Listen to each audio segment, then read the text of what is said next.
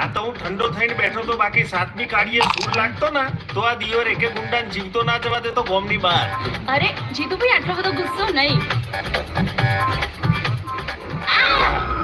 દુખ્યું તે દુખે તો ખરું ના, ઢેડી મારા છે તો ના દુખાય. એવા થાય પછી જે થયું એ સારું થયું કે ખરાબ ખબર નહીં, પણ આમને સારું થઈ ગયું ને એટલે ભગવાનનો ખૂબ ખૂબ આભાર.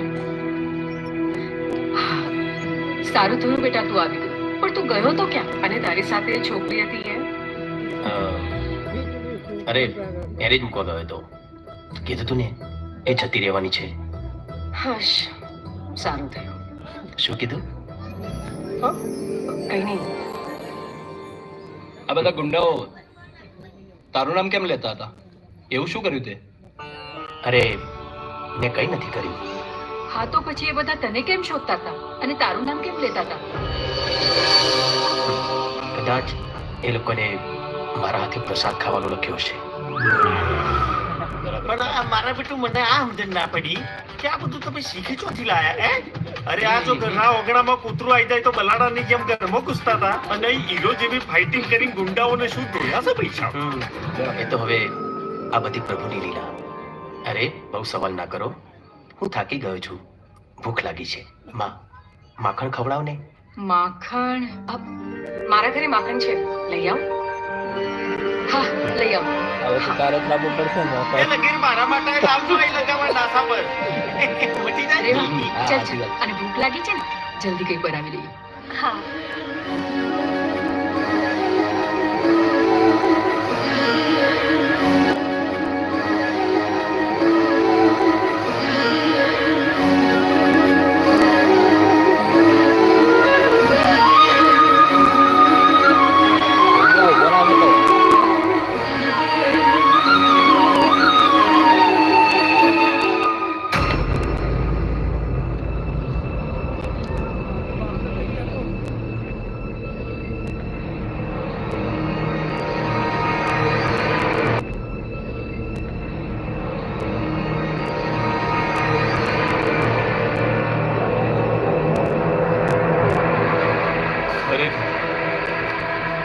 એ જ હતો. હા ભાઈ, એ જ હતો. પણ કેવી રીતે શક્ય બને?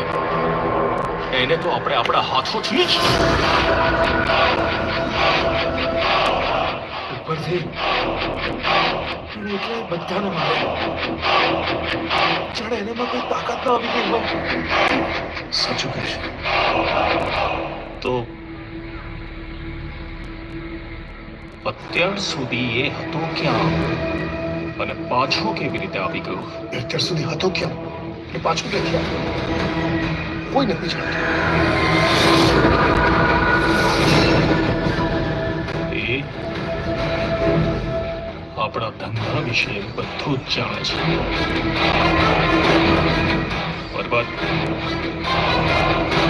હવે કંઈક તો કરવું જ પડશે.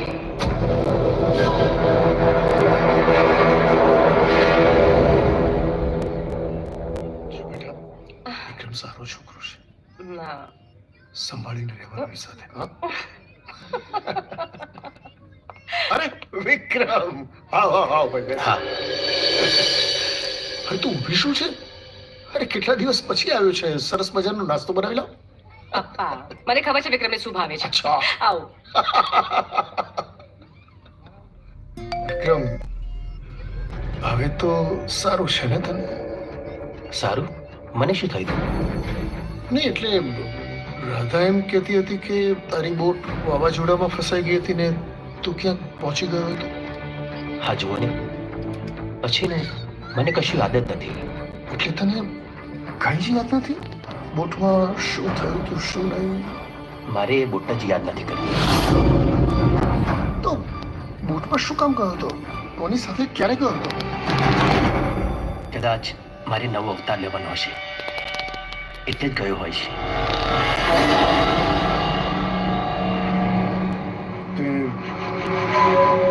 તે કોઈને કશી વાત કરી છે આ બાબતે?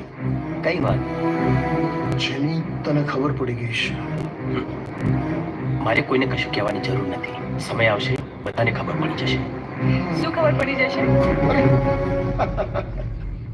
વિક્રમ દાદા બેટા મારે એક કામ છે, હું પતાવીને આવું છું. બેસ્ટ શાંતિથી વાત કર. હા આવું.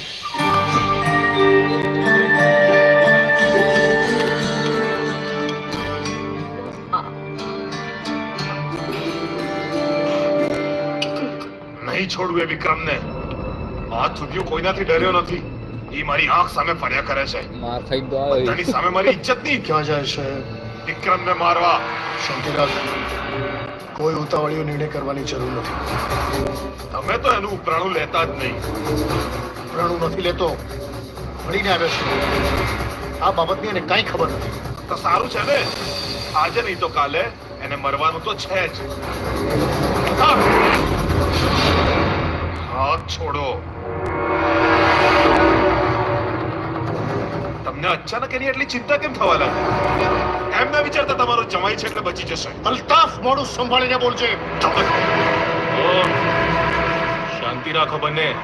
ભાઈ અમને સમજાવો ને.